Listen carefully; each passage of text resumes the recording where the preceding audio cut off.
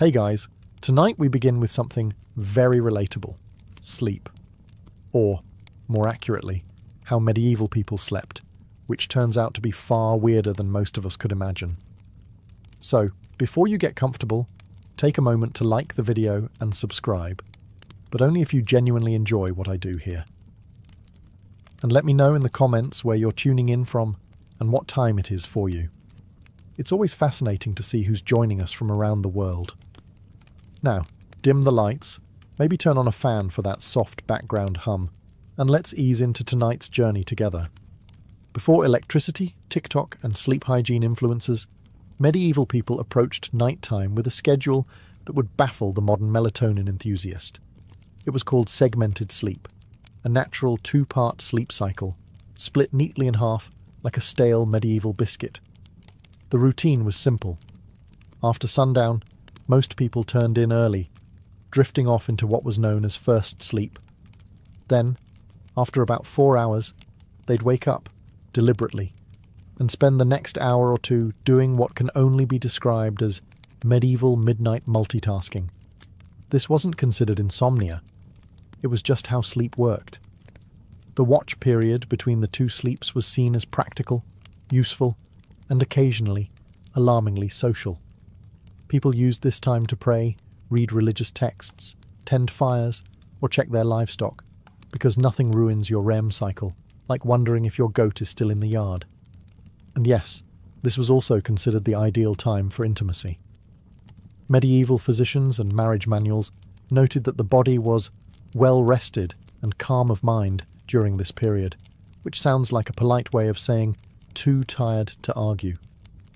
So if you ever thought you were romantic for waking up early to make your partner coffee, just know your ancestors were setting the bar very differently. The second sleep would follow this interlude, lasting until sunrise.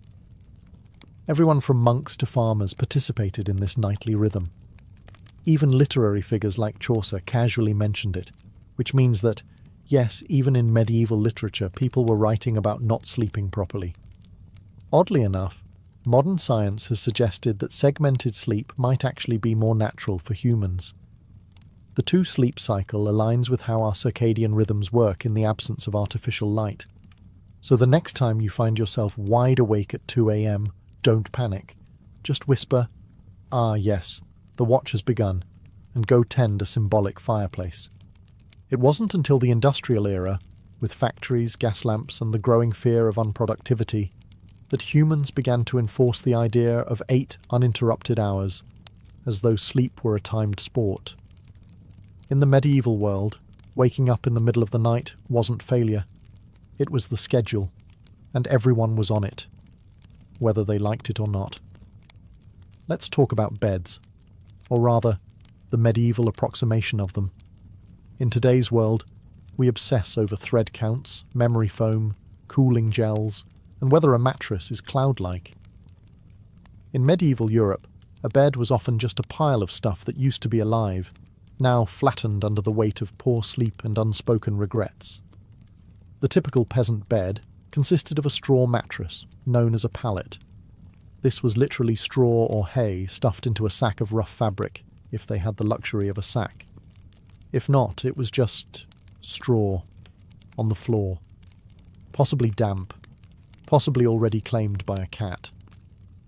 These pallets were not comfortable, but they were better than nothing, which was the alternative. Straw was cheap, plentiful, and good at insulating against the cold. It was also great at harbouring insects, lice, and the occasional field mouse, which made sleeping an exercise in cautious stillness. If it itched, you ignored it. If it bit, you just shifted slightly and hoped for the best.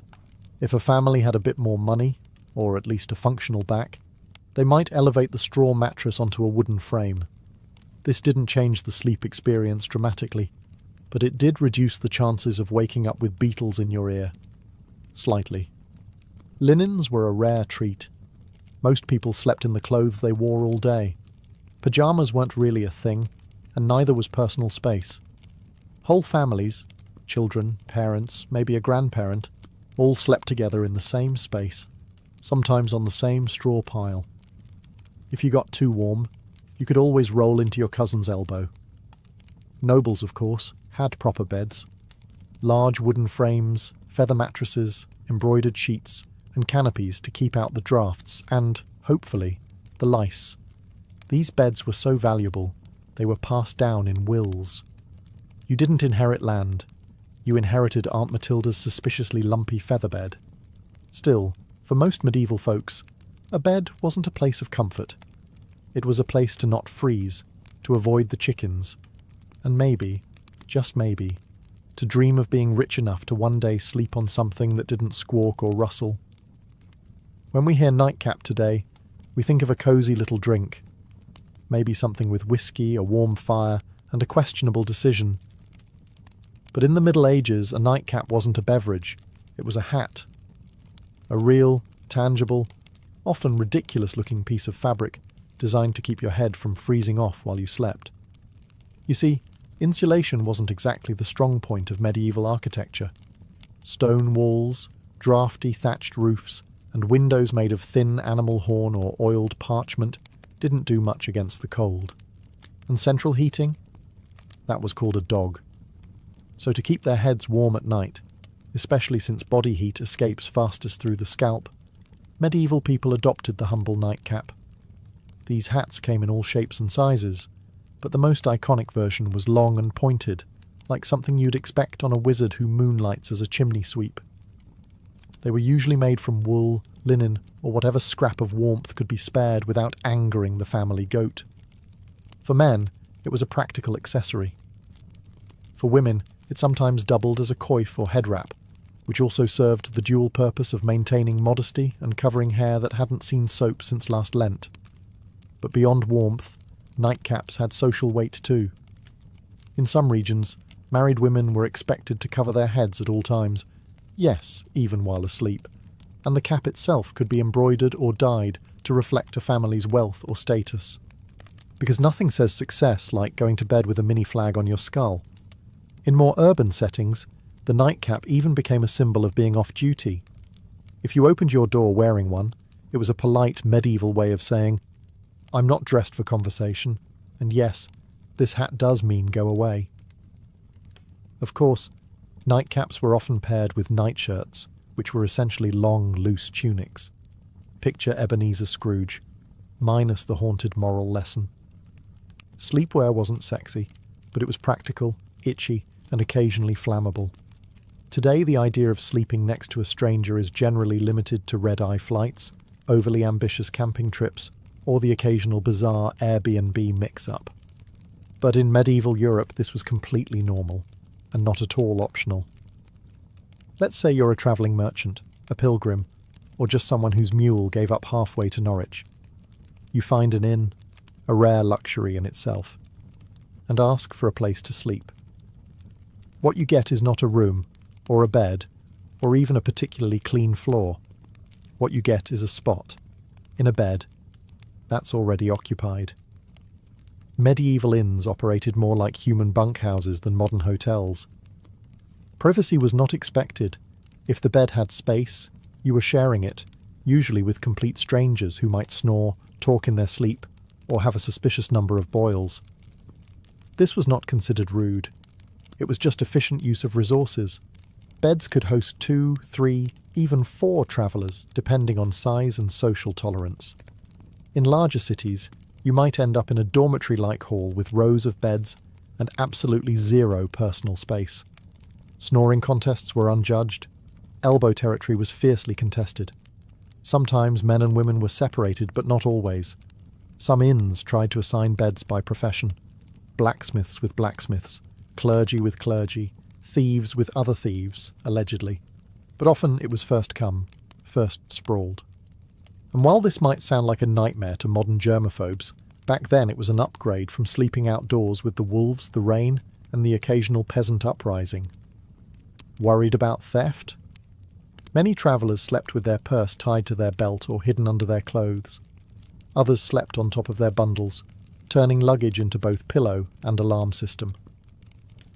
If someone moved your bag, it usually meant you were about to wake up poorer. The rich, of course, did not suffer this fate. Nobles travelled with entourages and camped in relative comfort. or demanded their own rooms if an innkeeper valued their roof. In the medieval world, going to bed wasn't just about pulling up a blanket and drifting off. It was a spiritual operation, a nightly gamble where the stakes were your eternal soul. People didn't just sleep, they prepared to potentially die. Hence the popularity of bedtime prayers. Forget lavender spray or calming podcasts. Medieval sleepers wound down with confessions, psalms, and soul-cleansing spiritual clauses, just in case they died somewhere between good night and dawn. The idea was simple. You could die at any moment, from illness, fire, demons, or, most dangerously, being over 30 in the year 1247. So you'd better say your prayers, not because it was comforting, but because hell was terrifying, and you didn't want to show up uninvited, unwashed, and spiritually dishevelled. One common version? If I should die before I wake, I pray the Lord my soul to take. Sweet, right? Except it's basically a legal document written by a 7-year-old, acknowledging death as a likely bedtime outcome. Many adults had a whole catalogue of prayers for different threats. One for when you were feeling guilty. One for when you thought the devil might be hiding in the rafters. One for plague prevention, which unfortunately aged poorly. Some even prayed to specific saints known for watching over sleepers, kind of like holy bouncers guarding your soul at the club door. The really devout, monks, nuns, and overly anxious nobles ended their day with Compline, the final prayer service before bed. After Compline, they took a vow of silence, which wasn't hard because everyone was already exhausted, underfed, and mildly afraid of the dark. Children were also encouraged to pray, in part because it was good for their souls, and in part because it gave them something to do other than ask why the dog was in their bed again.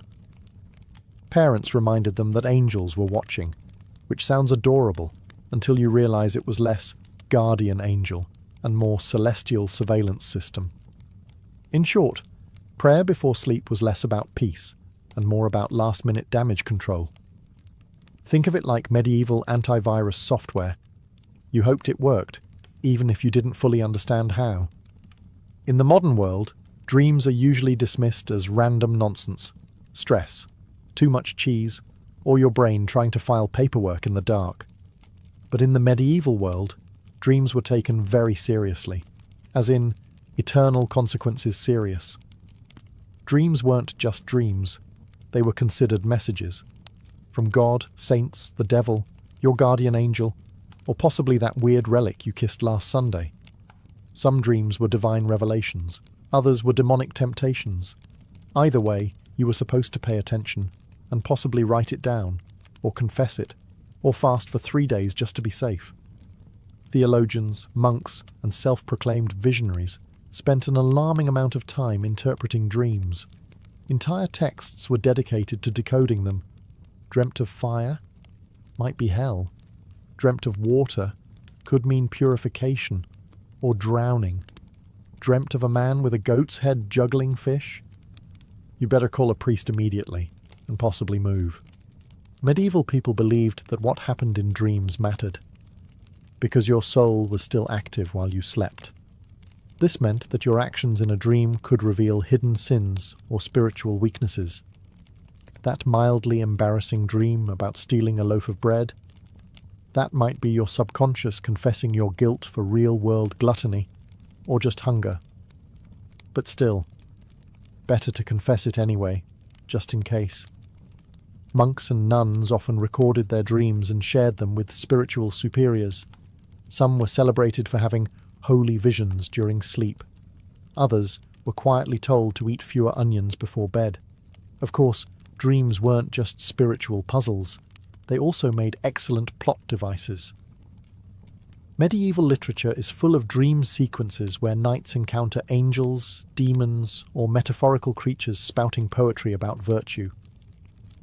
Dreams were basically the Netflix of the medieval world, except with more allegory and fewer happy endings. The church, predictably, was suspicious. Not all dreams were divine, and some were believed to be planted by demons to corrupt the innocent.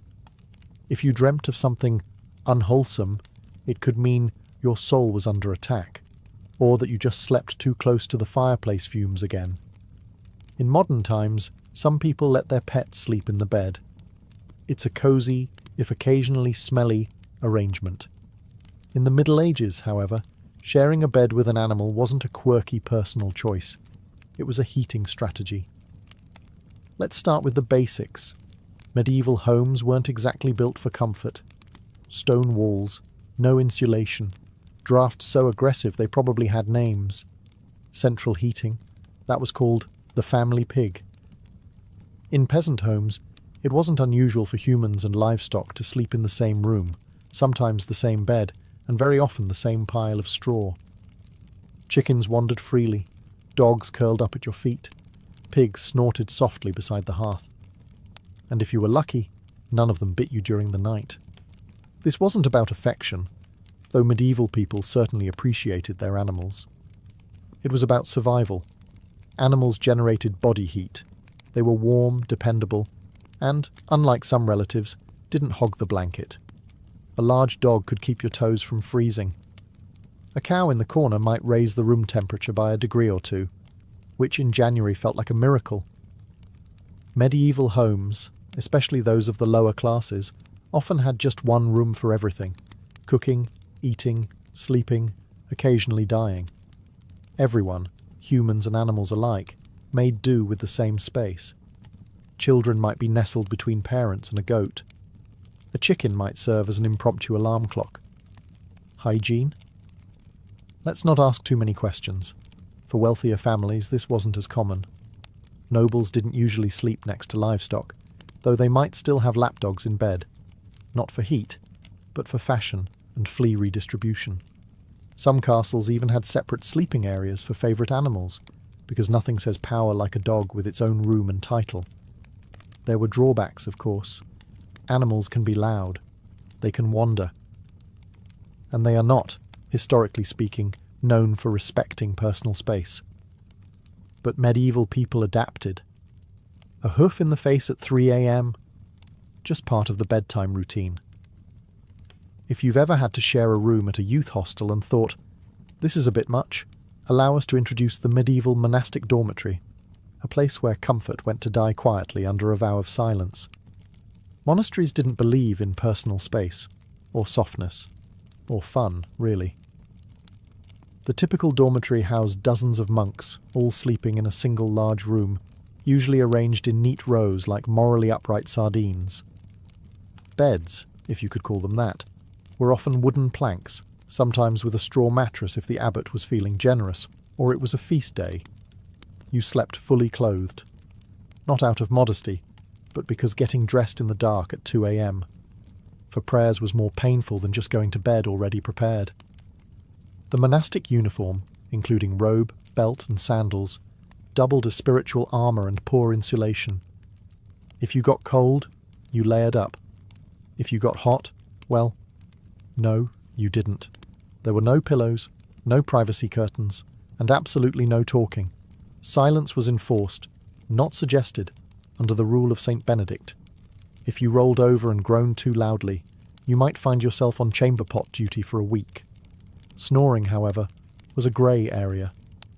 You couldn't control it, but if it became disruptive, the Lord might still hold you accountable.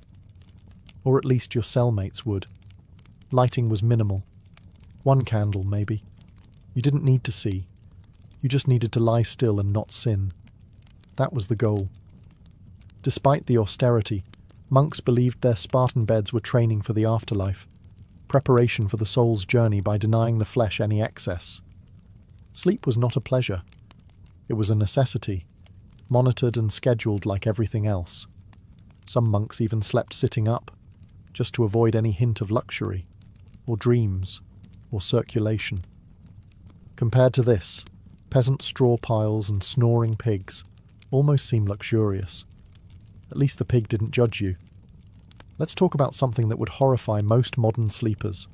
Waking up voluntarily at 2 a.m, and not for a bathroom break or a doom scroll, but for prayer. Loud, cold, candle-lit prayer. In medieval monasteries, this was standard practice.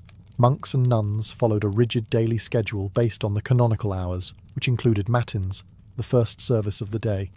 And by day, we mean the darkest part of the night, when even the owls were still deciding whether to wake up.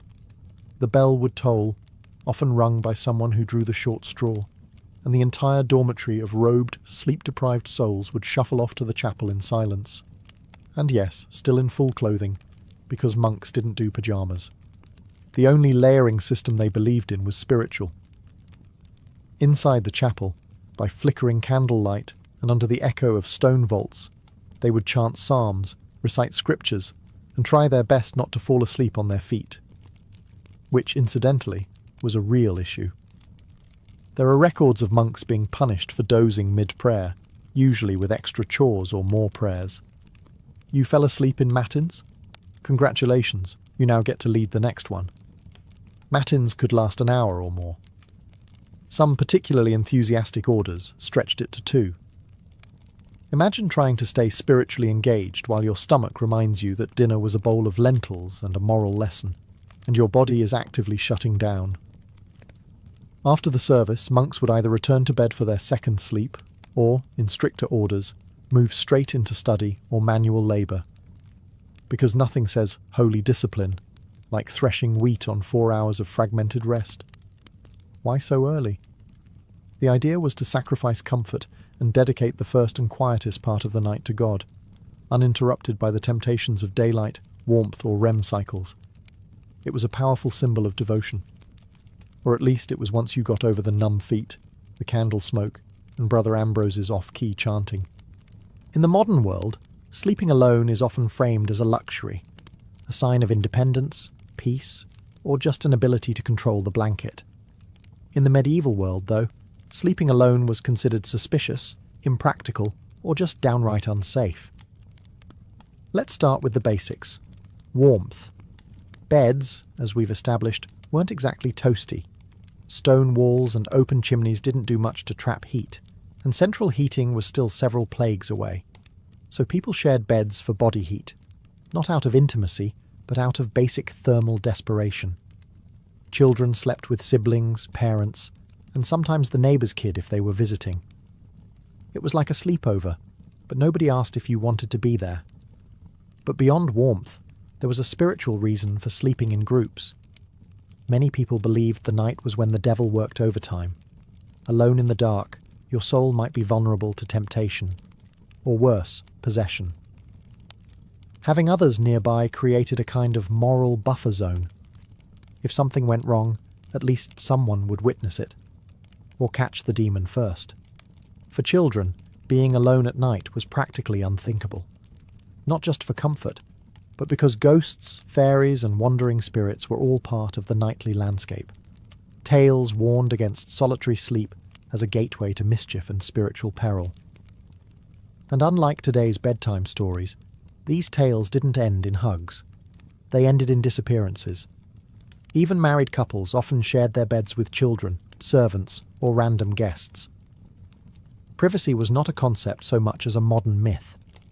In fact, the idea of 2 people sleeping alone in a giant bed was so foreign that it would have been considered either wasteful or deeply, deeply suspicious. In religious contexts, even monks often slept communally, and if someone was assigned to sleep alone, it was often for disciplinary reasons. Yes, in some cases, being alone in bed was literally a punishment. Medieval logic, solitary sleep, grass opportunity for sin. Group sleep, public accountability. Next time you're curled up in your own bed, with your own blanket, in a room that doesn't smell like goat, enjoy the silence. In medieval times, you'd probably have 2 kids, a sheepdog, and a cousin in there with you, all of them snoring. If you've ever accidentally fallen asleep sitting up, in a lecture, a carriage, or a dentist's waiting room, you probably woke up with a crick in your neck and a deep sense of regret. But in the Middle Ages, sleeping upright wasn't an accident. It was a lifestyle. Some medieval folks, particularly the wealthy or religiously devout, chose to sleep propped up rather than lying flat. Why? A few reasons, none of them particularly restful.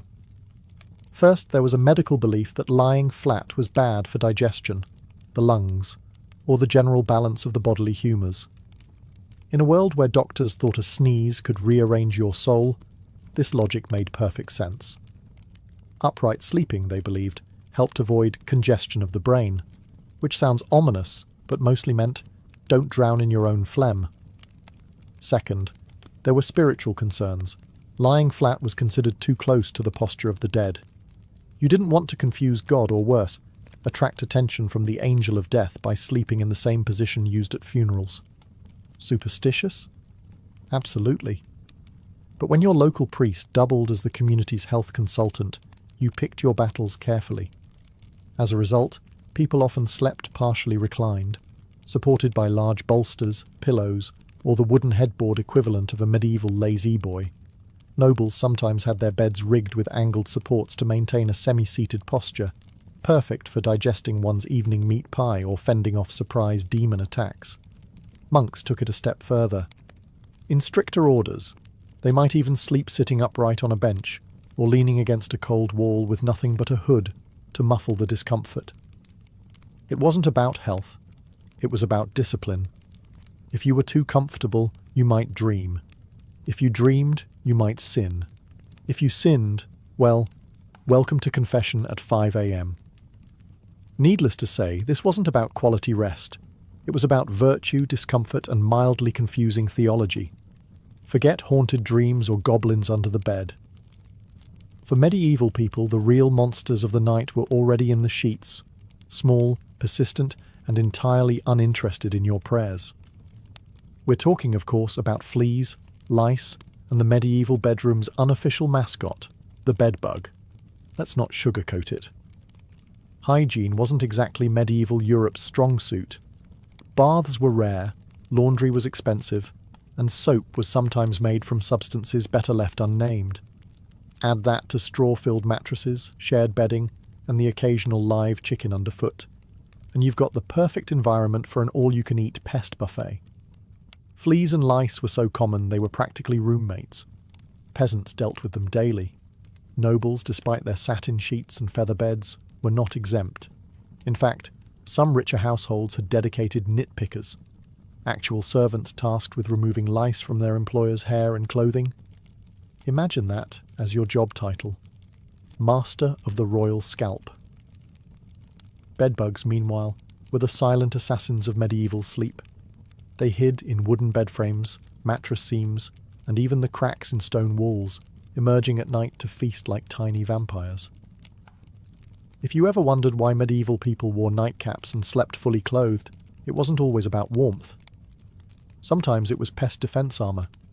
Solutions ranged from mildly effective to impressively deranged. Some households burned strong-smelling herbs like wormwood or tansy to repel bugs. Others slept with garlic, onions, or even ashes in the bed, which may have done little for the pests, but certainly kept romance to a minimum. It wasn't just physical discomfort either. Fleas were often seen as symbols of sin or moral impurity, biting reminders of the fall of man and poor bedding choices. Entire poems were written about fleas, some moralizing, some weirdly romantic, because nothing says I love you like, let us be united like the flea that bites us both. So, while modern sleep is interrupted by buzzing phones and streetlights, medieval sleep was more likely disturbed by scratching, twitching, and the subtle feeling that something was crawling on your shin. Because it was. We've all had restless nights.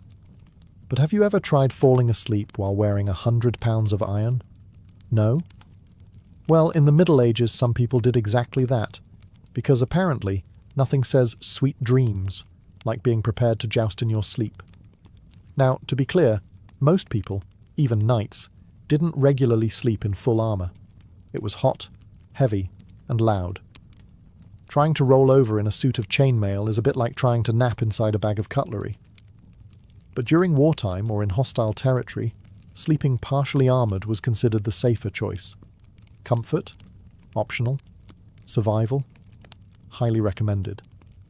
A knight on campaign might remove only his helmet and gauntlets, keeping his mail shirt or breastplate on, just in case enemies decided to stage a midnight surprise party. There's nothing quite like waking up to the sound of hooves and having to suit up while still half dreaming about turnips. In castles under siege, men-at-arms might even sleep with swords or axes at their side, like some very aggressive bedtime security blankets. Shields doubled as pillows, and if the enemy breached the walls, well, at least you wouldn't have to get dressed. Priorities. Of course, sleeping in armour wasn't exactly restorative. Iron isn't breathable, and chainmail has a bad habit of pinching skin. Add cold stone floors, minimal bedding, and the ambient sounds of snoring comrades and crackling torches, and you've got a sleep environment that ranks somewhere below airport terminal on the comfort scale. Even those not in battle sometimes wore light protective gear while sleeping in dangerous regions.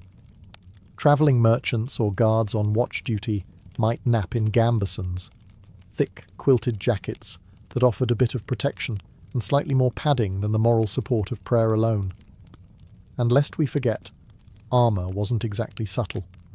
If you rolled over the wrong way, you might clank so loudly that everyone else woke up and assumed the apocalypse had arrived. Again, in a time when nightly demons, lice infestations, and pigs in your bed weren't considered unusual, you might think that sleepwalking was just one more medieval inconvenience.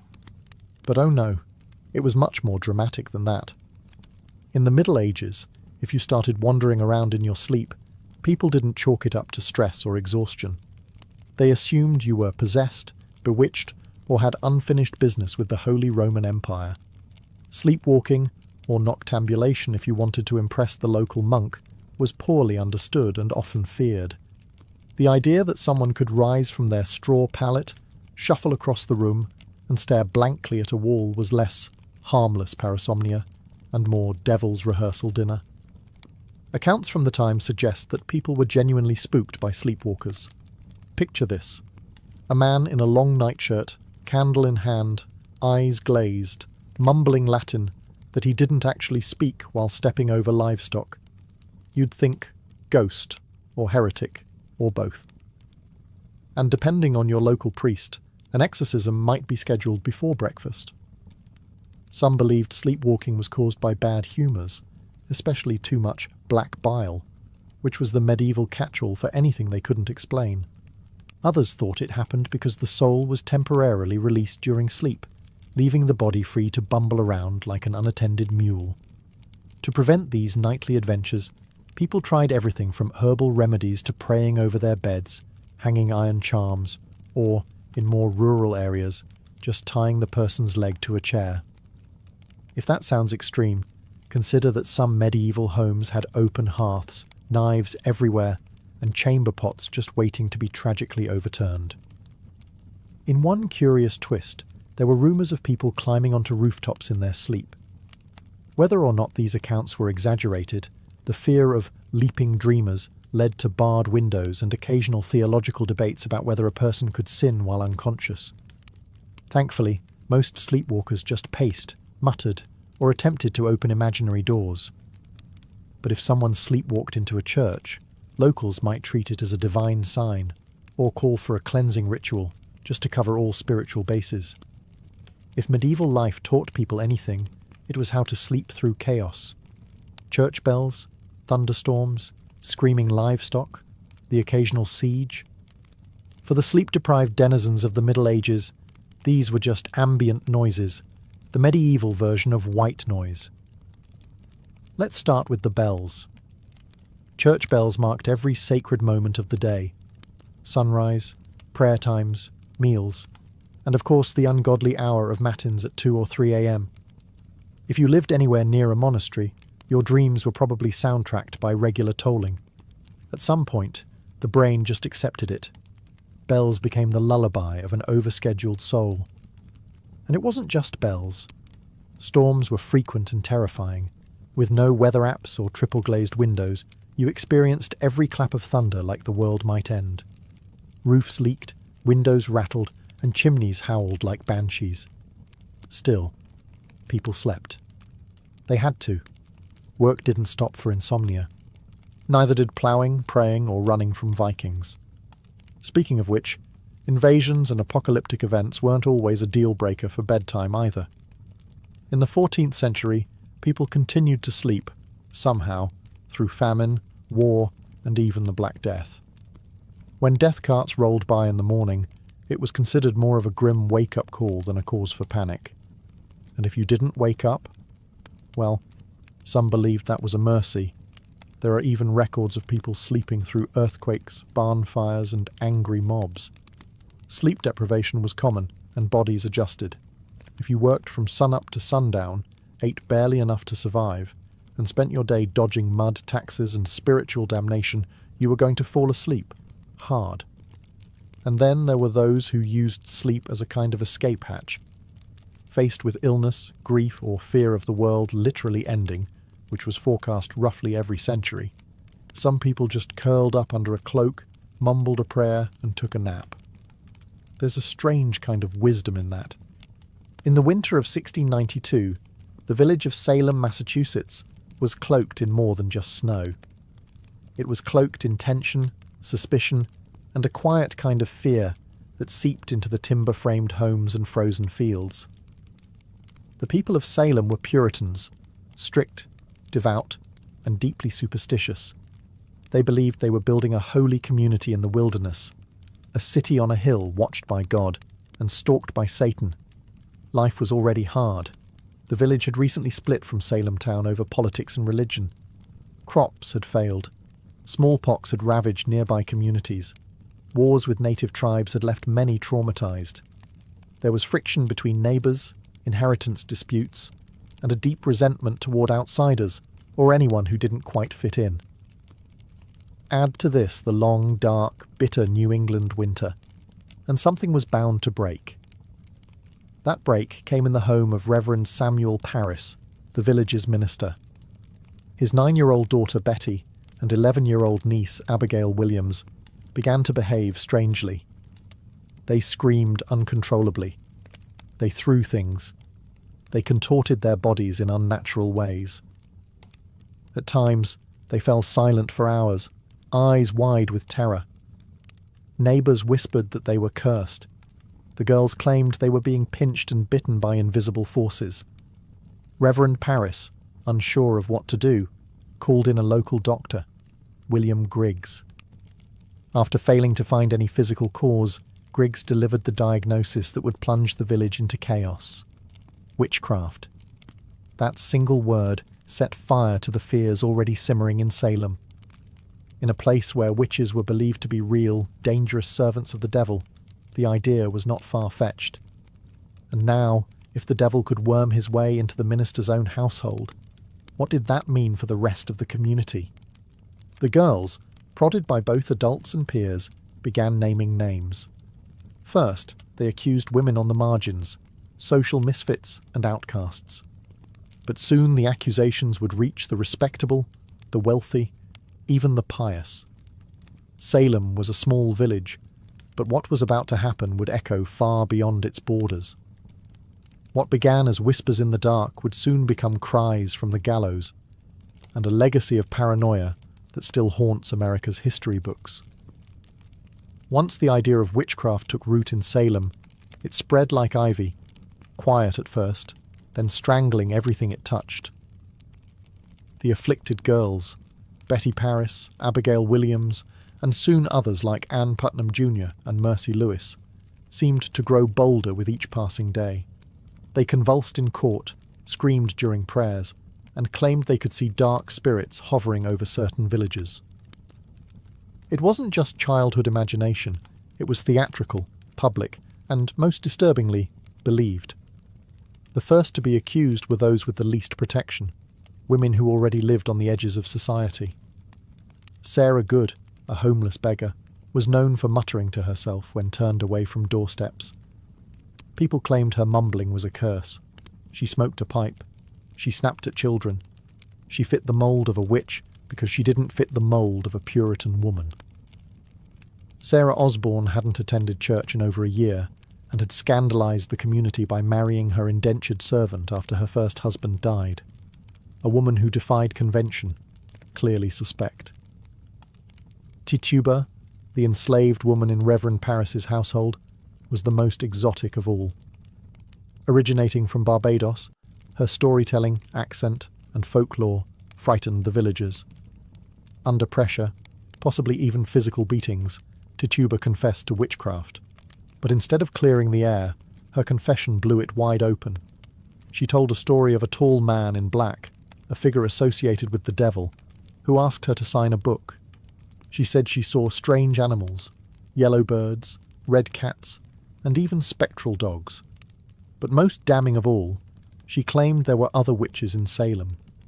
That was all the court needed to hear.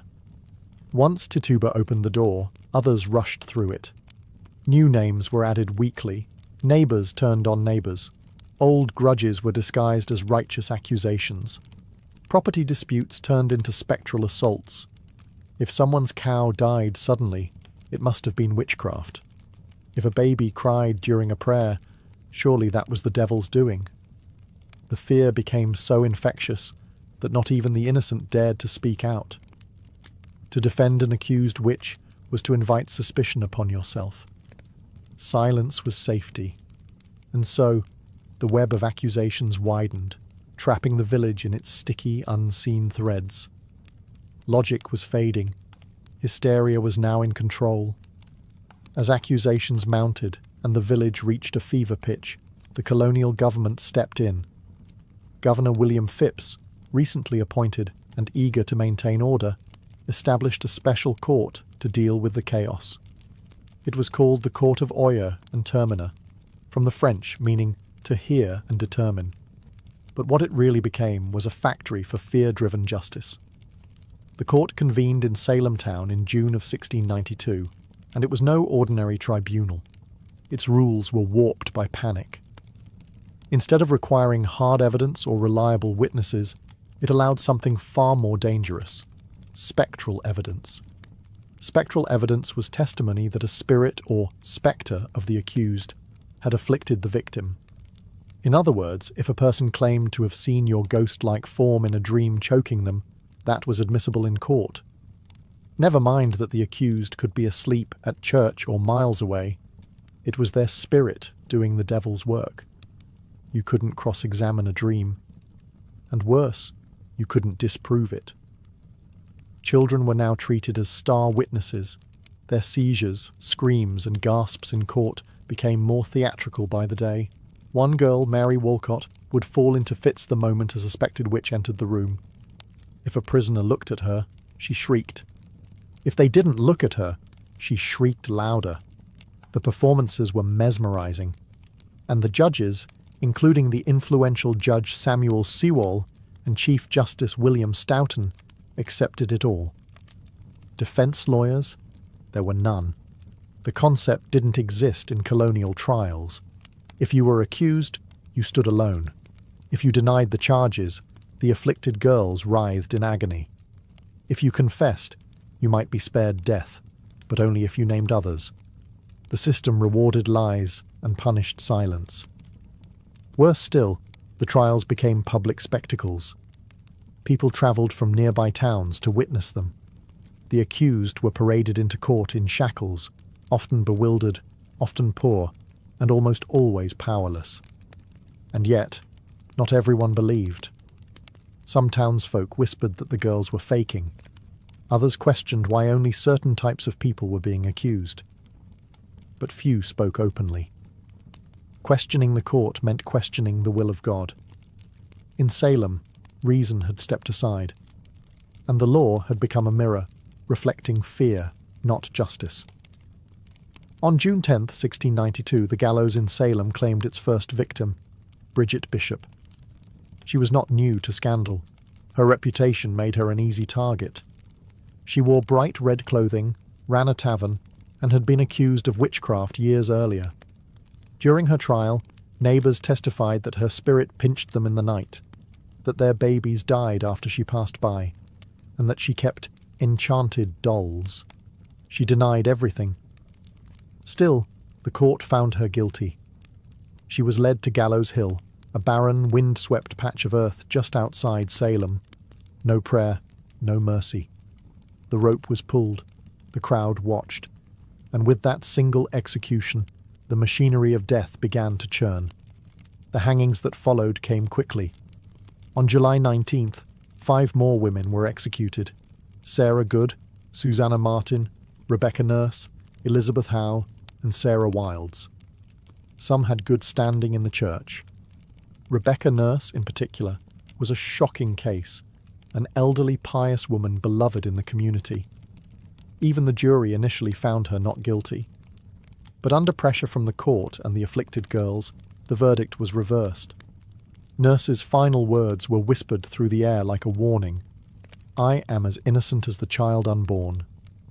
But it didn't matter. The noose did not discriminate. In August, more executions followed. On September 22nd, the deadliest day, 8 people were hanged in a single morning. Among them was Martha Corey, a woman who had doubted the trials early on, and her husband Giles Corey, who met a different fate. Giles refused to enter a plea. The court, unable to proceed with a trial without one, resorted to an ancient English punishment: peine forte et dure. He was pressed to death. Stones were piled on his chest, slowly, cruelly, over 3 days. His final words, as legend has it, were "more weight." By the end of the hysteria, 19 people had been hanged, 1 pressed to death, and at least 5 more died in jail awaiting trial. Dozens confessed falsely to save their lives. Over 200 people were accused. The gallows cast long shadows over Salem, not just on the hill, but in every heart. Fear had become law, and justice, blindfolded, had been led to the scaffold. While the executions claimed the spotlight, hundreds of others sat in cramped, foul-smelling jails, waiting for a verdict or a miracle. Salem's small jail couldn't contain them all. Accused witches were held in neighbouring towns like Ipswich and Boston, chained to walls, starving, freezing, and forgotten. Most of the accused weren't witches, or even outcasts. They were neighbours, friends, parents, children, people whose only crime was having a quarrel with the wrong person or owning land someone else wanted. In many cases, personal grudges disguised as divine justice drove the accusations. A pig wandered into a neighbour's yard and died. Must be witchcraft. Someone refused to help with firewood. Clearly they'd cursed the axe. Mary Easty, sister of the executed Rebecca Nurse, was one such case. She was a respected mother of 7, known for her piety. Initially released by the court, she was rearrested days later after new fits from the afflicted girls. Her second arrest sealed her fate. In a final petition to the judges, Mary begged them not for her own life, but that they put a stop to these proceedings, before more innocent blood is shed. She was hanged soon after. Another notable case was Dorothy Good, the 4-year-old daughter of Sarah Good.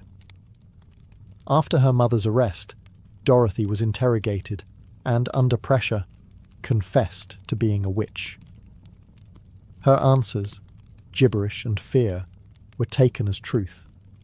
She was imprisoned for 8 months in chains. When finally released, she was mentally broken, never recovering from the trauma. Pregnant women were not spared.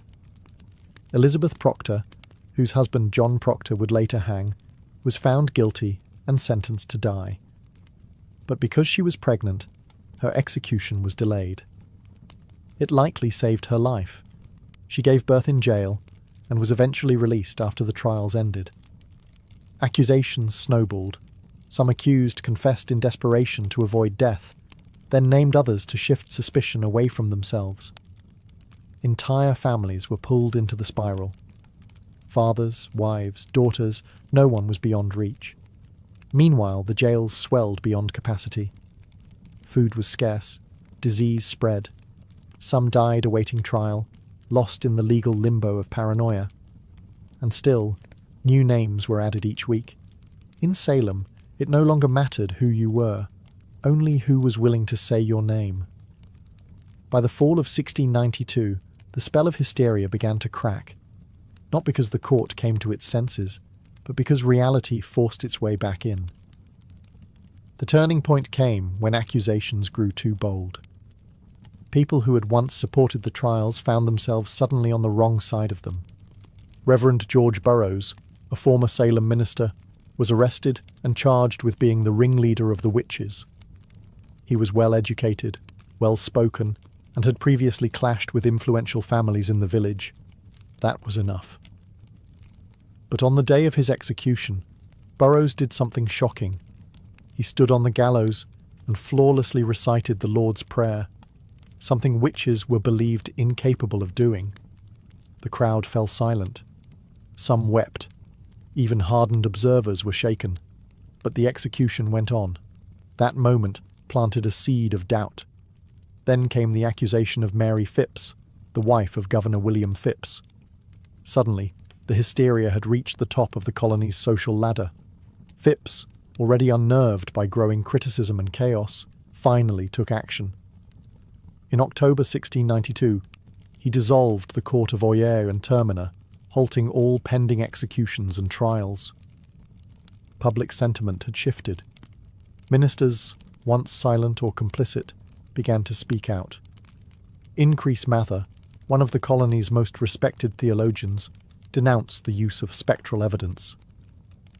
"It were better," he said, "that 10 suspected witches should escape, than one innocent person should be condemned." A radical thought in a society that had, for months, believed exactly the opposite. People who had once cheered the trials began to question them. The jails were still full, but the appetite for more blood had dulled. Too many respected figures were being accused.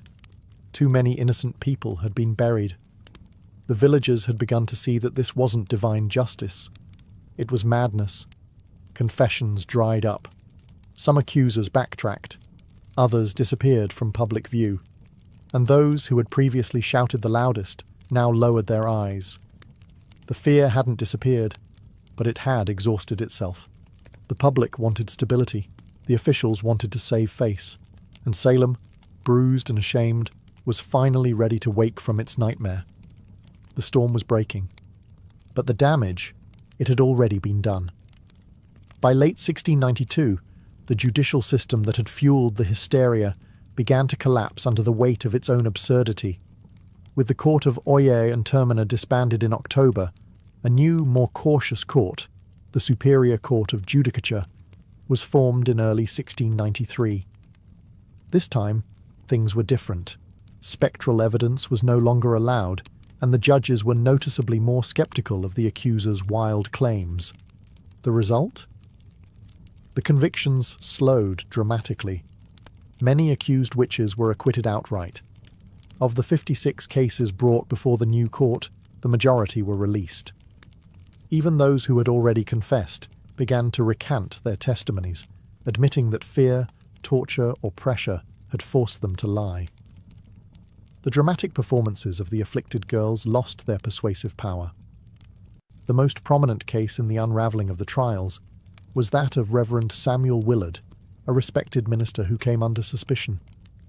While he was never formally charged, the fact that such a high-ranking devout man could be suspected highlighted how arbitrary and corrupt the process had become.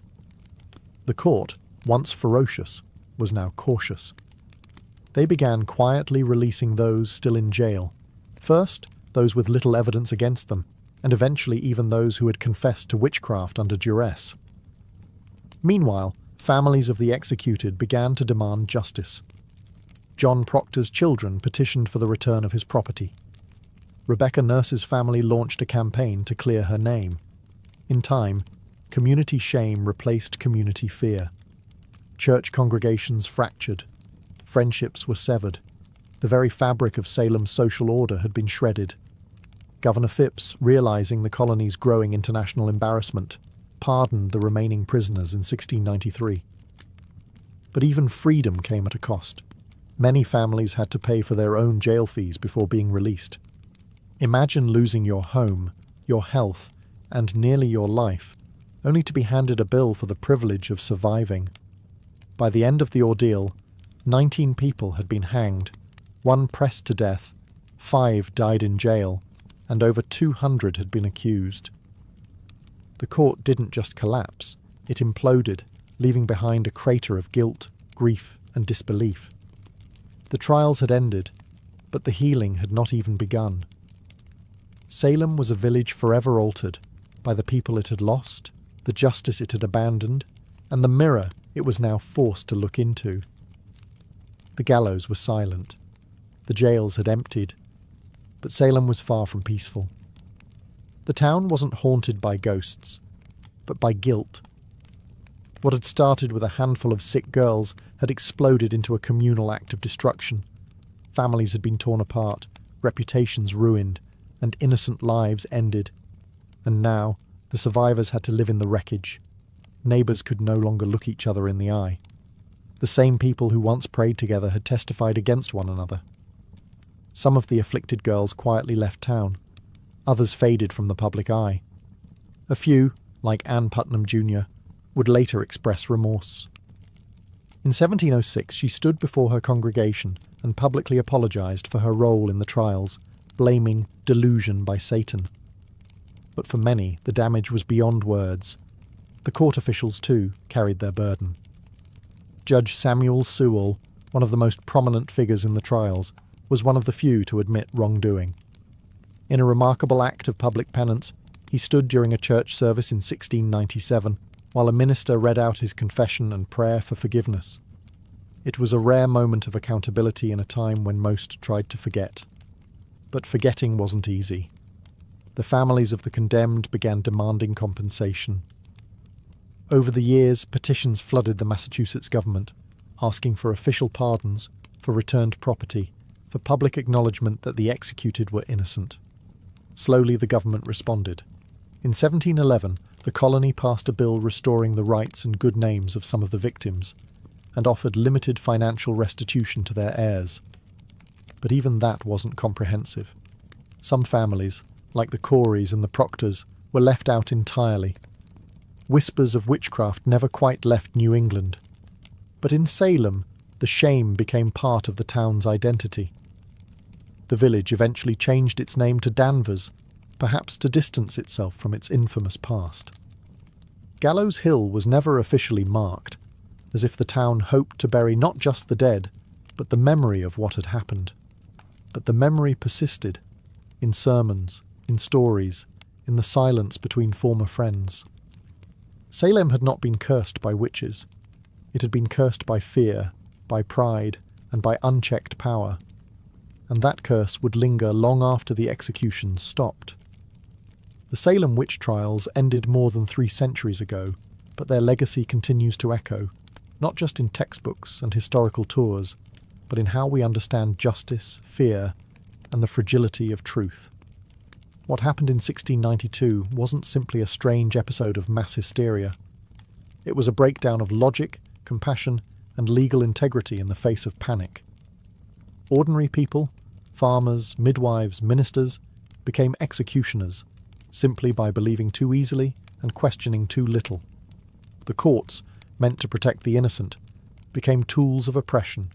Religion was weaponized. Testimony became theatre, and silence became guilt. One of the most chilling aspects of Salem's tragedy is how quickly it unfolded. In a matter of months, fear overcame fact. Old grudges disguised as spiritual warfare became death sentences. It didn't take demons or devils, it only took belief in them. But the trials also taught hard-earned lessons that would ripple through American society. In the years and centuries that followed, the Salem episode would be cited repeatedly in debates about due process and civil liberties. The US Constitution, written nearly a century later, would explicitly prohibit things like ex post facto laws and bills of attainder, measures that had, in effect, doomed the accused in Salem. The guarantee of a right to legal counsel, the right to face your accusers, and the requirement for concrete evidence were hard-won principles forged, in part, from the ashes of Gallows Hill. In modern times, the phrase witch hunt has become shorthand for political persecution or moral panic, though it's often used with little regard for the real terror those words represent. In truth, Salem was not a metaphor. It was a town where people were hanged for imaginary crimes, betrayed by the very systems designed to protect them. Perhaps the most lasting lesson is this: fear unchecked can become its own form of tyranny. And when fear is legitimized by power, by courts, by churches, by governments, it becomes almost unstoppable. The Salem witch trials are a cautionary tale, not just of one village's descent into madness, but of how easily reason can fall when fear is given authority. The gallows may be gone, the courtroom's quiet, but the warning still stands. Truth is fragile, justice is not automatic, and history has a habit of repeating itself, unless we remember. Fulvia was born around 83 BCE into the elite yet slightly eccentric Fulvi family, an old plebeian house that had long since clawed its way into the upper echelons of Roman politics. Though not one of the oldest patrician clans, the Fulvi had produced consuls, generals, and orators. Their bloodline carried both ambition and a taste for disruption. Fulvia's father, Marcus Fulvius Bambalio, was known more for his bumbling speech than his political legacy. His nickname, Bambalio, literally referred to his stammer. But Fulvia, she was no stammerer. She was born to command. From a young age, Fulvia would have been surrounded by the sharp-edged world of Roman power. Senators and generals debated policy in her home. Elections and treachery were daily news. She would have seen how politics wasn't just played in the forum, but in marriages, funerals, rumours, and backroom deals. Women in elite Roman households were expected to be quiet partners, refined, educated, and obedient. Fulvia would break all of those expectations. She was wealthy, highly educated, and connected, and she knew it. While her early life remains hazy in the historical record, her later actions suggest a young woman who was observant, politically literate, and utterly unafraid. This wasn't someone who faded into the background. She had a strong personality, a sharp political mind, and a will to act even in the male-dominated space of Roman governance. This was also a period of unprecedented instability. The Republic was unravelling. Civil wars, populist revolts, and power struggles between generals like Sulla, Pompey, and Caesar were turning Rome into a pressure cooker. The old rules were collapsing, and Fulvia came of age right in the middle of it. Rather than recoil from chaos, Fulvia would learn to use it. Her early life didn't produce the kind of modest matron Rome idealized. It produced a woman who saw politics not as a man's world to be feared, but as a battlefield to be mastered. She would go on to marry 3 powerful men, each one a radical player in Roman history. But Fulvia wouldn't just marry power. She would command armies, lead revolts, and become the first Roman woman to appear on coinage, not as a goddess, but as herself. Rome wasn't ready for Fulvia, but she was ready for Rome. Fulvia's first marriage was to Publius Clodius Pulcher, and it was anything but conventional. Clodius was no ordinary Roman noble. He was a populist agitator, a political arsonist with a flair for chaos, scandal, and street-level power. To many of the Roman elite, he was dangerous. To the masses, he was a hero. And to Fulvia, he was a strategic opportunity. Their marriage, sometime in the early 50s BCE, united Fulvia with the man who had turned the Roman Republic into his personal stage. Clodius was infamous for his theatrical defiance of tradition. He had once disguised himself as a woman to infiltrate a sacred female-only religious ceremony in Caesar's home, scandalous behaviour that only seemed to raise his popularity. He later renounced his patrician status to run for the tribunate of the plebs, an office that gave him veto power over the Senate. Clodius understood Rome's street politics better than most, and Fulvia, far from being a passive consort, was right there beside him. She wasn't a silent partner. Roman sources suggest that Fulvia actively participated in her husband's political world. She engaged with his supporters, was visible during his campaigns, and managed their household as a hub for Clodian politics. Together, they represented a new kind of Roman power couple. Bold, populist, and unapologetically aggressive. But the alliance came at a cost. In 52 BCE, Clodius was murdered on the Appian Way by the bodyguards of his political rival, Titus Annius Milo. His death sent shockwaves through Rome. But Fulvia was not about to mourn quietly. She staged a political funeral that historians still talk about today. She paraded Clodius's mutilated body through the Roman Forum, bloodied wounds exposed for maximum effect. The public was horrified and enraged. Riots erupted. The Senate House was burned to the ground. Fulvia had turned personal grief into public uprising. This was her first major political act, and it worked.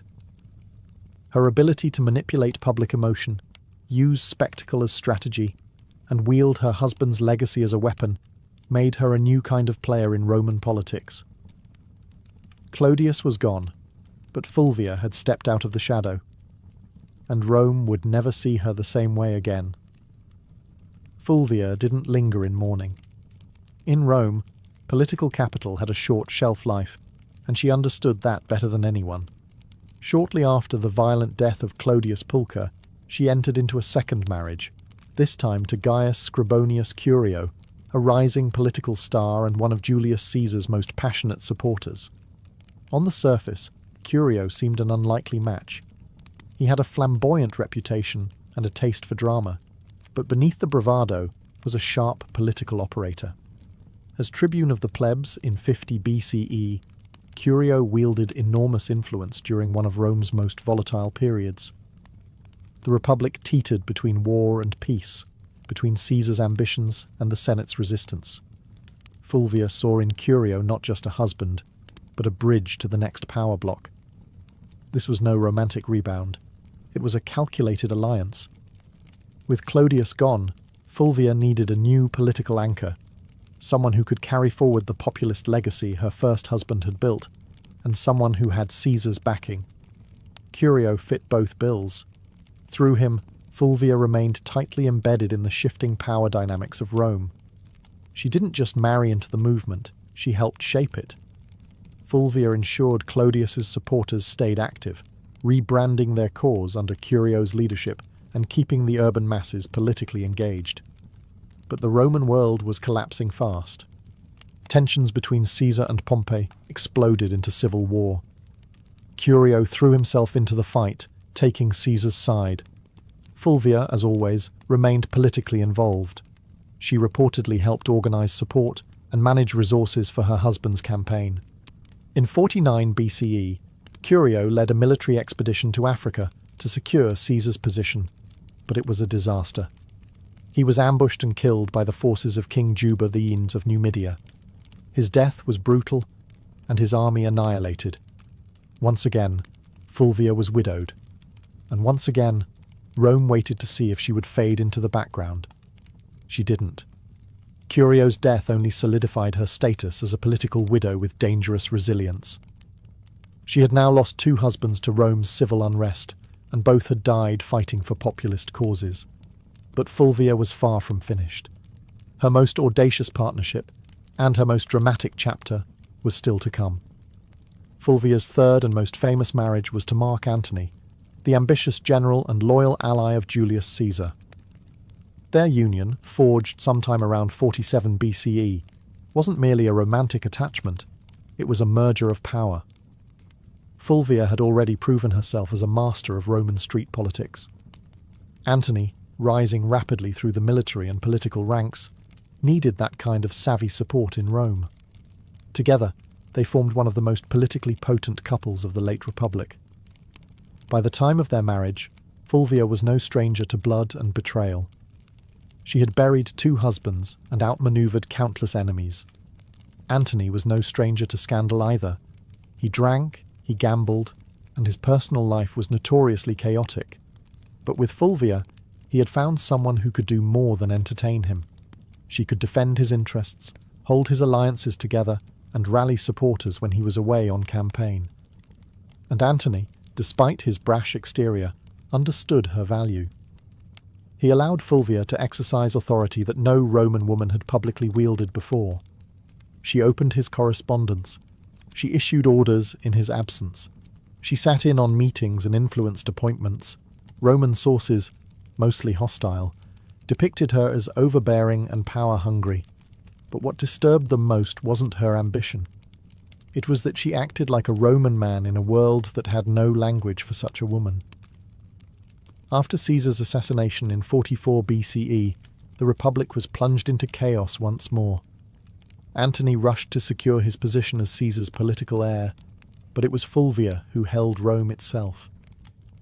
While Antony formed the second triumvirate with Octavian and Lepidus, Fulvia acted as his representative in the capital, managing patronage networks, coordinating with street gangs, and ensuring Antony's supporters remained mobilized. She even helped arrange Antony's official reconciliation with Octavian by marrying her daughter, Clodia, to him, an alliance that would later implode. In public, Fulvia appeared not just as Antony's wife, but as his proxy. Roman coins were minted, bearing both Antony's image and her name, an unprecedented acknowledgement of her status. She wasn't hidden in the shadows of power. She stood in its full glare. But power in Rome was always borrowed, and Fulvia was about to test the limits of how far a woman could go before Rome snapped back. While Mark Antony pursued military campaigns and political deals across the Roman world, it was Fulvia who controlled the streets of Rome. She wasn't just his wife, she was his regent in all but name. In a period where violence, bribery, and raw influence kept order, Fulvia proved she could play the game as well as, if not better than, any man in the Senate. Rome, in the aftermath of Caesar's assassination, was a battlefield without swords. Power had become a moving target. Fulvia understood this, and she anchored Antony's authority in the capital by becoming his political substitute. She directed allies, dealt with the urban plebs, negotiated with factions, and, most daringly, waged war with words and silver. She financed loyal troops, offered bribes to keep public order, and ensured that any legislation passed favoured Antony's future. Some ancient sources, especially hostile ones like Appian and Dio Cassius, paint Fulvia as manipulative, shrewish, and even warmongering. But beneath the misogynistic exaggeration lies a woman actively doing politics, in a world that had no protocol for a woman doing anything beyond weaving and mourning. Fulvia was building coalitions, backing military commanders, and even issuing decrees, functions normally reserved for senators and consuls. She also made public appearances and maintained strong relationships with veteran soldiers, a politically vital demographic in the power struggles of the late Republic. While Antony was campaigning in the east, Fulvia was often the face of his authority in Italy, meeting with centurions, influencing decisions about land distribution, and reminding the soldiers that their loyalty to Antony came with rewards. But this accumulation of power came at a cost. Roman aristocrats, particularly the faction aligned with Octavian, Caesar's heir and Antony's increasingly bitter rival, resented Fulvia's influence. They viewed her as a meddling woman with too much sway over legions, laws, and loyalties. Her ability to act without male guardianship was not just threatening, it was unprecedented. Fulvia wasn't naive. She knew the tension between Antony and Octavian was growing. She could see that their alliance was cracking. And she understood something that neither man seemed to fully grasp yet. The Republic wasn't big enough for both of them. So Fulvia began preparing for the next phase. Not diplomacy, but confrontation. She had stood behind power long enough. Now she was ready to take it into her own hands. In 41 BCE, Fulvia did the unthinkable. She went to war against Octavian, the future Augustus, and she didn't do it quietly. With her husband Mark Antony still stationed in the east, Fulvia and Lucius Antonius, Antony's younger brother and a consul, took it upon themselves to challenge Octavian's authority in Italy. The cause? Ostensibly, it was to defend Antony's interests and protect the land rights of Roman veterans loyal to him. But underneath it all, Fulvia's fingerprints were everywhere. This was not just politics. This was a military rebellion led by a Roman woman, the first and only time in Roman history that a woman would actively provoke and organize a civil war. The conflict, known as the Perusine War, was triggered by Octavian's controversial land redistribution program, which displaced many Italians to reward his soldiers. Fulvia seized on the growing discontent, portraying Octavian as a tyrant and traitor to Caesar's legacy. With Lucius acting as her frontman in the Senate and Fulvia organizing behind the scenes, They raised 8 legions and seized the city of Perugia, modern-day Perugia. Make no mistake, this was Fulvia's war. Ancient sources suggest she was more invested in the conflict than Lucius himself. She rallied troops, stirred the public, and even corresponded with generals. Rome buzzed with rumours of her commanding legions, issuing orders, and forcing Lucius into confrontations he didn't want. Octavian, though surprised, acted quickly. He besieged Perugia through the winter of 4140 BCE, cutting off supplies and hammering the city into submission. Fulvia, stuck between dwindling food and political betrayal, watched her bold gamble unravel. By early 40,000 BCE, the city surrendered. Lucius Antonius was spared, likely as a gesture to avoid alienating Antony. But Fulvia was exiled. The woman who had once commanded riots, marriages, armies, and public opinion was now deemed too dangerous for Roman soil. She was sent to Sicyon in Greece, where she hoped to reunite with Antony. But Antony didn't come running. The once powerful alliance between husband and wife had eroded in the fog of war and distance. Fulvia had acted in his name, but perhaps without his blessing. She had dared to do what no Roman woman had before, wage a civil war. And now the Republic had made her pay the price. Banished from Rome, Fulvia landed in Sicyon, a city in Greece that had become a kind of diplomatic purgatory for failed power players. She had gone to war, not for personal gain, but in her husband's name. She believed she was defending Mark Antony's interests, his honour, and perhaps their shared vision of Rome. But what awaited her in exile wasn't a hero's welcome. It was silence. Fulvia had risked everything, her status, her alliances, her life. And yet Antony did not immediately rush to meet her. In fact, by the time Fulvia arrived in Greece, Antony was already entangled with Cleopatra in Egypt. Whether their romantic relationship had begun or was merely brewing, the symbolism was crushing. While Fulvia was raising legions, Antony was raising goblets at banquets beside a queen. The betrayal cut deep, not just personally, but politically.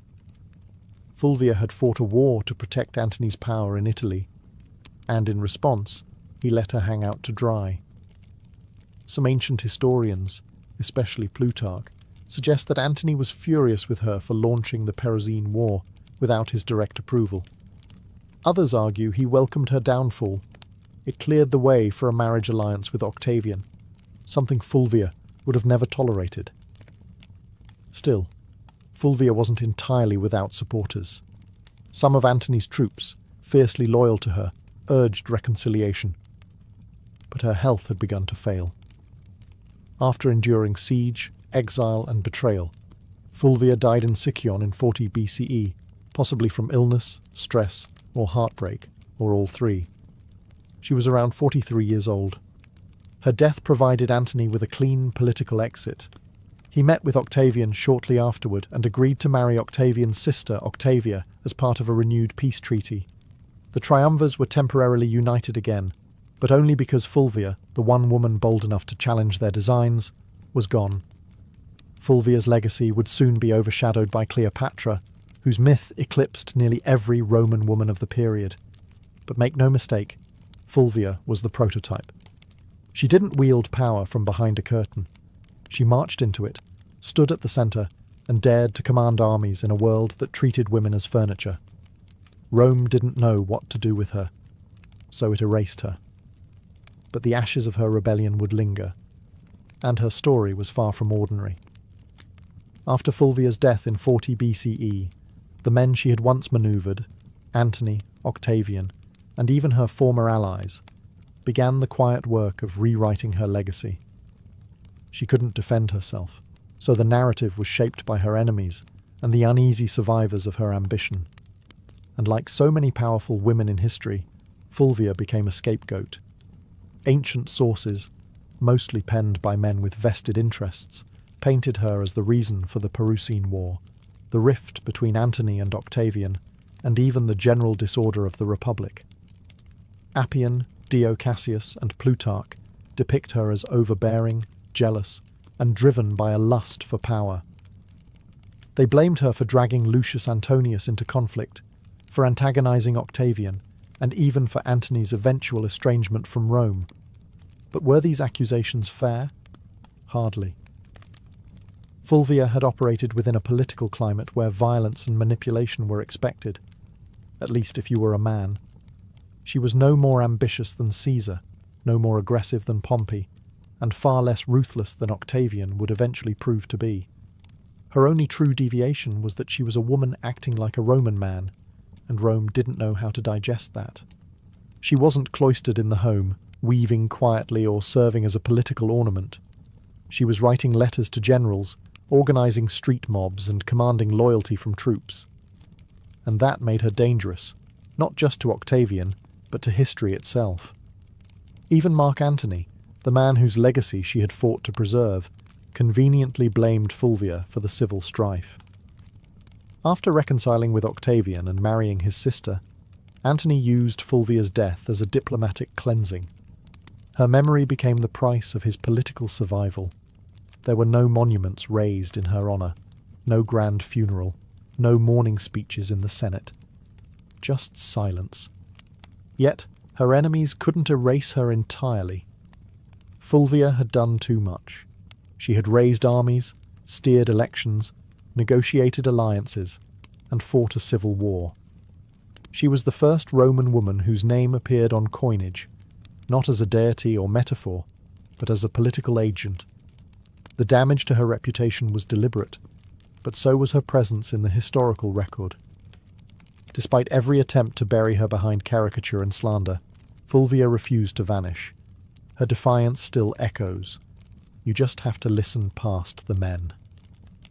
Fulvia's story ends in silence, but her legacy is anything but quiet. In the centuries that followed her death, historians and writers struggled to place her in Rome's grand narrative, because Fulvia broke every rule of what a Roman woman was supposed to be. She didn't just advise power from the shadows, she became power, and that made her both unforgettable and deeply unsettling to a patriarchal world. In a society where women were expected to influence through whisper and marriage, Fulvia shouted through policy, war, and political theatre. She was not a consort, she was a commander. And yet, she was remembered more for her defiance than her accomplishments. Roman historians couldn't handle a woman who didn't stay in her place, so they rewrote her as shrill, power-hungry, and disruptive. But read between the lines, and a different figure emerges. Fulvia was the first Roman woman to mint coins with her name. She organised political factions, leveraged marriage as a tactical weapon, and manipulated Roman street politics with stunning effectiveness. She moved through the civil wars of the 1st century BCE, not as a bystander, but as a player. A woman whose influence terrified senators and shaped the fate of triumvirs. Her downfall wasn't due to incompetence, it was due to timing and gender. Had she been born a man, she might have been remembered as a second Caesar or a more charming Cato. Instead, she was cast as the wicked woman who dared too much. Still, her legacy quietly lingered. Later, Roman women like Livia Drusilla, Agrippina the Younger, and even Cleopatra herself, though of a different world, would all operate in the shadow Fulvia helped carve. They would manipulate emperors, wield armies, and control succession. But Fulvia did it first, and with no imperial title to shield her. Today, modern historians have begun re-examining Fulvia with fresh eyes.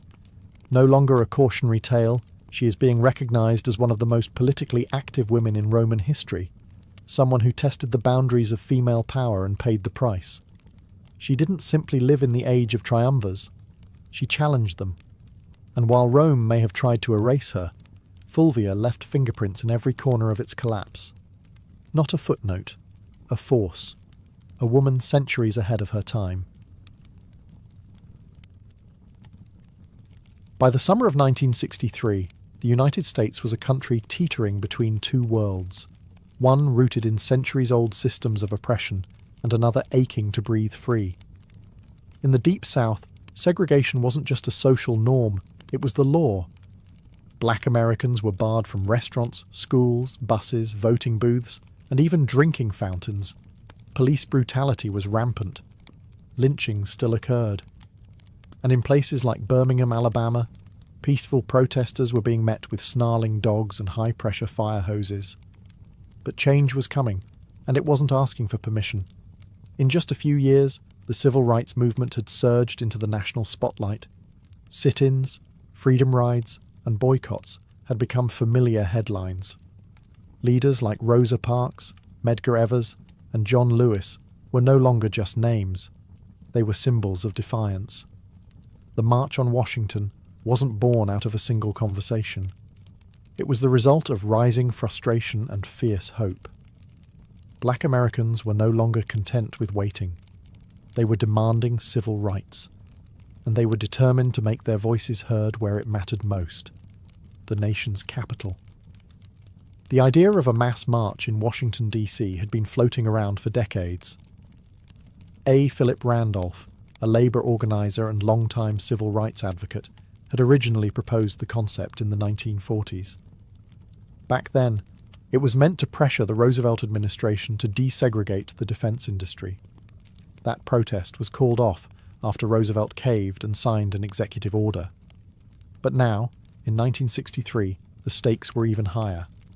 Randolph, along with other civil rights leaders, including Bayard Rustin and Dr. Martin Luther King Jr., revived the vision. And this time, they weren't just marching for jobs. They were marching for dignity, for voting rights, for school desegregation, for equal pay, and most importantly, for the basic human right to live free of fear. Over a dozen major civil rights organizations came together to plan it, despite their many disagreements, because they understood the power of a unified front. The countdown had begun. Buses were being organized, flyers were spreading. Word of mouth was moving faster than newspapers, and across the country, Black Americans were preparing for what would become one of the most unforgettable moments in American history. The dream was taking shape, one footstep at a time. Pulling off a protest of any kind in Washington, D.C. was no small feat, but planning one for over 100,000 people, possibly more, was madness. Logistically, it sounded like a nightmare. Food, water, transportation, sound systems, bathrooms, medical teams, permits, crowd control, safety plans. And yet, somehow, they made it happen. At the centre of this controlled chaos stood Bayard Rustin, a man who, despite being openly gay and often kept behind the scenes for political reasons, was a master strategist. Rustin had once studied non-violence directly under Mahatma Gandhi's followers in India. He had marched, been jailed, beaten, and surveilled by the FBI. But nothing fazed him. He saw the March on Washington as a chance to show the world what disciplined, non-violent protest could achieve when coordinated with military precision. In just 8 weeks, Rustin and his team transformed the idea into a reality. The march was officially called the March on Washington for Jobs and Freedom, and it was deliberately framed to include both racial justice and economic opportunity. That dual message was no accident. While Dr. King would later become the spiritual symbol of the day, it was Randolph and Rustin who made sure the demands were just as much about unemployment, minimum wage, and workers' rights as they were about civil rights. Meanwhile, tensions simmered beneath the surface. President John F. Kennedy and his administration were nervous, deeply nervous. They feared riots, backlash, or worse, bloodshed. Civil rights leaders assured them the protest would be peaceful. Still, the National Guard was on standby, hospitals in D.C. were put on alert, and liquor sales were banned for the day. Federal workers were even told they could stay home. And then there was the question of unity. The Big Six civil rights organizations, NAACP, CORE, SNCC, SCLC, National Urban League, and Randolph's Brotherhood of Sleeping Car Porters, often clashed over tactics. Some wanted more radical action, others more diplomacy. SNCC's young firebrands were growing impatient with King's non-violent approach, but they all agreed on this. The time for silence had passed. Rustin's plan read like a military operation. Every bus and train was tracked. Every speaker was timed to the minute. Every route had marshals trained in crowd control. They weren't just planning a march. They were orchestrating a moment that would shake the conscience of a nation. August 28th, 1963. A sweltering Wednesday in Washington, D.C. The sun was already hot by 9 a.m., and the humidity clung to the skin like a second shirt. But it didn't stop them. From every corner of the country, they came. Black, white, young, old, students, clergy, factory workers, and celebrities. Some wore their Sunday best. Others clutched protest signs. They came by bus, train, carpool, and even foot. Over 250,000 people in total, converging on the National Mall like a rising tide of hope. And yet, there was no chaos. Despite the government's fear of riots and unrest, the scene was astonishingly calm. Volunteers directed foot traffic. The Red Cross handed out water. Groups sang freedom songs, held hands, and cheered as new marchers arrived. You could hear gospel choirs near the reflecting pool and chants of jobs and freedom echoing off the marble columns of the Lincoln Memorial. Celebrities joined in too. Harry Belafonte, Sidney Poitier, Paul Newman, Marlon Brando, Joan Baez, Bob Dylan. But no one was there for autographs. They were there to witness history and lend their voices to a cause bigger than any one person. The crowd was orderly but energized. There was no pushing, no looting, no violence. Instead, there was a shared understanding that this wasn't just a protest. It was a sacred moment. For many Black Americans, just standing on the Mall felt like a quiet act of revolution. To be seen, to be counted, to say, "We are here," in front of the same Lincoln Memorial where the great emancipator sat in stone. It was a full circle moment, generations in the making. At exactly noon, the official program began. Leaders took the stage one by one, each representing different organizations, ideologies and regions, but united in message. Speakers demanded equal pay, desegregated schools, a living wage, and an end to police brutality. Mahalia Jackson sang. Marian Anderson, who had once been banned from singing at Constitution Hall because of her race, now sang for thousands beneath the open sky. As the hours passed, the tension grew, not from unrest, but from anticipation. The man everyone was waiting for had not yet spoken, and when he did, the world would stop, listen, and remember. The march wasn't just making history. It was becoming legend, minute by minute. By mid-afternoon, the crowd had grown quiet. Not because they were tired, but because they knew what was coming. Standing in the shade of the Lincoln Memorial, Dr. Martin Luther King Jr. approached the podium. He wore a dark suit, a neatly tied tie, and an expression of deep calm that barely concealed the fire building inside him. He carried prepared remarks, typed and written collaboratively with his advisors the night before. But what the world would remember wasn't what had been typed. It was what came from his heart. He began with measured intensity, outlining the grim realities of segregation, police violence, and broken promises. 100 years later, he said, referring to the Emancipation Proclamation, the Negro is still not free. His voice rose and fell like a sermon. He used repetition, rhythm, and silence not as fillers, but as instruments. The crowd listened in rapt attention, some nodding, some wiping away tears, others holding signs that simply read, "Now." But it was what happened next that changed the tone of the entire event, and arguably the trajectory of the civil rights movement itself. Standing just behind King was gospel legend Mahalia Jackson, who had sung earlier that day. She suddenly cried out, "Tell them about the dream, Martin. Tell them about the dream." And King did. He set aside his notes, gripped the podium, and launched into a passage he'd delivered before, but never like this. "I have a dream," he said, and the crowd leaned in. "I have a dream that one day this nation will rise up and live out the true meaning of its creed." Each phrase rang louder, clearer, more resolute. "I have a dream that one day..." The sons of former slaves and the sons of former slave owners will be able to sit down together at the table of brotherhood. I have a dream that my 4 little children will one day live in a nation where they will not be judged by the color of their skin, but by the content of their character. It wasn't a speech anymore. It was a vision, a prayer, a lightning bolt through history. By the time King closed with the words, free at last, thank God Almighty, we are free at last, the crowd erupted. Applause, tears, shouts of joy. They knew they had just witnessed something more than oratory. They had heard prophecy. The power of the March on Washington wasn't just in the speeches or the music, it was in the people. The sheer scale of humanity gathered that day was overwhelming. They came from Mississippi, Michigan, Alabama, New York, California, and everywhere in between. Some were seasoned activists who had marched a dozen times before. Others had never left their hometowns until now. They packed lunches, rode buses for over 20 hours, and slept in their church clothes just to be there.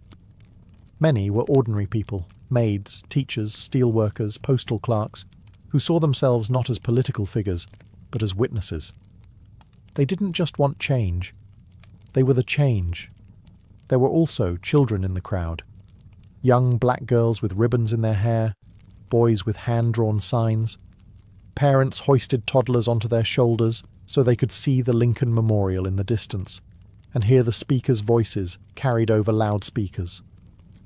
To them, this wasn't just an event. It was the beginning of a new world. Some faces stood out. There was a young John Lewis, just 23 years old, representing the Student Nonviolent Coordinating Committee, SNCC. His original speech had been so fiery, so uncompromising, that senior leaders asked him to tone it down minutes before he went on stage. He agreed, but just barely. His call for radical change still shook the crowd. And then there was Daisy Bates, the only woman to speak that day. Not on her own behalf, but reading a prepared statement on behalf of other civil rights women. The organisers had faced criticism for sidelining female voices. Bates's brief but powerful message underscored a harsh reality. Even within a movement about equality, some voices still struggled to be heard. Also present were union organisers, rabbis, nuns, priests, and students of every background. They didn't all agree on strategy. Some favoured King's non-violence, others leaned toward Malcolm X's more militant posture. But for that one day, those differences didn't matter. Unity won out. It was a visual symphony of American possibility, white and black hands linked in solidarity, Freedom Now buttons pinned to chests, and the sound of 250,000 souls breathing as one. The faces in the crowd weren't just watching history unfold, they were shaping it, and none of them would ever forget what they saw. While the world saw unity, inspiration, and poetic justice on the steps of the Lincoln Memorial, behind the scenes, the March on Washington was anything but simple. What looked like a perfectly synchronized movement was, in truth, held together with string, sweat, and a lot of last-minute compromise. Bayard Rustin, the chief architect of the march, had to battle not just logistics, but politics. He was constantly under scrutiny, not just because he was openly gay and a former communist, but because some civil rights leaders feared his identity would be used to discredit the movement. In fact, Congressman Adam Clayton Powell had once threatened to publicly accuse Rustin and Dr. King of being lovers if King didn't remove Rustin from an earlier campaign. That threat haunted every stage of planning. Then there was the issue of women's voices. Despite the critical roles played by women like Ella Baker, Diane Nash, and Dorothy Height, none were invited to deliver major speeches on their own. Rosa Parks was in the crowd that day, revered by all, but she was not given the microphone. Behind the powerful optics of the march lay the truth. The movement still struggled with its own hierarchies and blind spots. Even within the Big Six organisations, friction bubbled. SNCC leaders were growing increasingly disillusioned with the slow pace of change and the older generation's insistence on moderation. They wanted to confront systemic racism more aggressively, CORE had similar frustrations. But unity was deemed too important, just for one day. Meanwhile, the federal government watched with clenched teeth. J. Edgar Hoover's FBI had assigned over 100 agents to spy on organizers. They bugged hotel rooms, followed key figures, and compiled dossiers. They were convinced the march would turn violent or that communists would hijack the event. When nothing of the sort happened, they simply doubled down on their surveillance, especially of Dr. King. And let's not forget money. The march cost over $250,000, equivalent to millions today. Most of it was raised through unions and sympathetic donors, but organizers scrambled until the final hour. They even borrowed walkie-talkies from the Boy Scouts. The March on Washington was historic, yes, but it was also deeply human. Imperfect, messy, political, and unfinished. Just like the country it sought to heal. The sun began to dip behind the Washington Monument as the crowds slowly dispersed. People hugged, cried, sang, and lingered as long as they could, reluctant to leave what felt like sacred ground. But the march was over. The speeches had been delivered. The signs had been raised high. The world had watched. And now the question hung heavy in the humid August air. What happens next? In the immediate days that followed, the media reaction was cautiously positive. Major newspapers acknowledged the historic nature of the event, though often with a tone of detached curiosity. Some called it orderly and dignified, which was code for no one rioted. Few outlets gave much space to the specific demands of the march, like the call for a federal jobs program or a $2 minimum wage, equivalent to around $20 today. But everyone covered Dr. King's speech. That, at least, could not be ignored. President John F. Kennedy, who had initially opposed the idea of the march, watched it unfold on television with growing admiration and, perhaps, surprise. He called the event impressive and met with civil rights leaders at the White House immediately afterward. But legislative movement remained slow. His proposed Civil Rights Act was still stalled in Congress, caught in the claws of Southern opposition. Some activists were disappointed. They had hoped the march would result in immediate action. Instead, it was back to the grind, organizing, marching, resisting, and mourning those who paid the price for justice. Just weeks later, that reality hit hard. On September 15, 1963, 4 black girls were killed in the 16th Street Baptist Church bombing in Birmingham. The dream had been voiced, yes, but the nightmare wasn't over. Still, something had changed. The March on Washington marked a new phase in the civil rights movement. It proved that mass protest could be disciplined, powerful, and impossible to ignore. It brought together a coalition broader than ever before.